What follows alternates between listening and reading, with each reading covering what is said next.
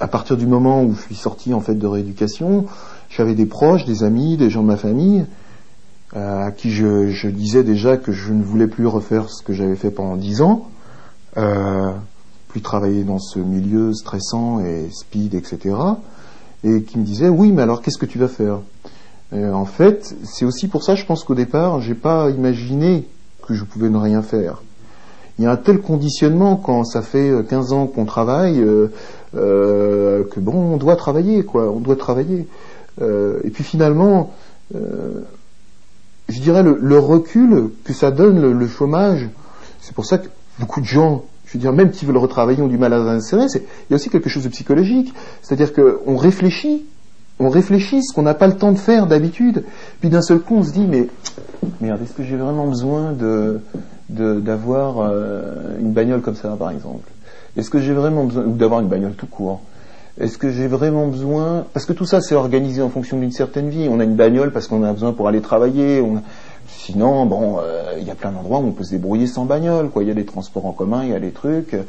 Est-ce que j'ai besoin d'acheter de l'eau en bouteille? Est-ce que je peux pas boire de l'eau du robinet? Est-ce que j'ai besoin d'avoir un niveau de vie tel, est-ce que j'en ai fondamentalement besoin, qui m'oblige en fait à passer, on dit 8 heures, mais on sait très bien que pour la plupart des gens, et moi dans les métiers que je faisais c'était beaucoup plus, en général, 10 ou 12 heures par jour, à me casser le cul pour gagner du fric, pour finalement tenir ce système de vie simplement, avec pas le temps de lire, pas le temps pas le temps de profiter de ce qu'on pourrait profiter avec de l'argent, c'est-à-dire d'un spectacle culturel, machin et tout, parce que tu sors du boulot à 8h30, c'est raté pour la séance de cinéma, c'est raté pour aller au théâtre, c'est raté pour, tu vois, préoccupé en permanence parce que aujourd'hui on dit, par exemple, j'entends des slogans libéraux du style chacun doit être le manager de sa propre activité, tu vois.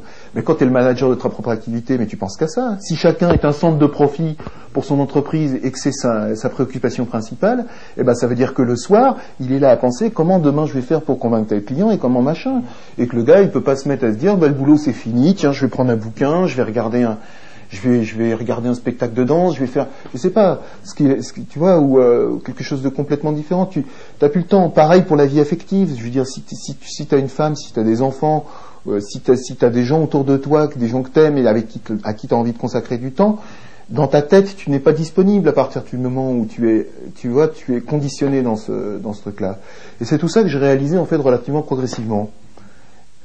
Voilà, donc c'est le problème, c'est comme tu disais, quand j'étais chef d'entreprise, je pouvais pas imaginer ça parce que justement j'étais pieds et poings liés, j'imaginais pas. En fait, du jour au lendemain, quand tu te retrouves aussi avec beaucoup moins de revenus, tu es obligé d'envisager une autre façon de vivre, et petit à petit, ça t'amène vers l'idée que finalement cette façon de vivre est peut-être vachement mieux, et que c'est peut-être comme ça qu'il faut vivre, tu vois.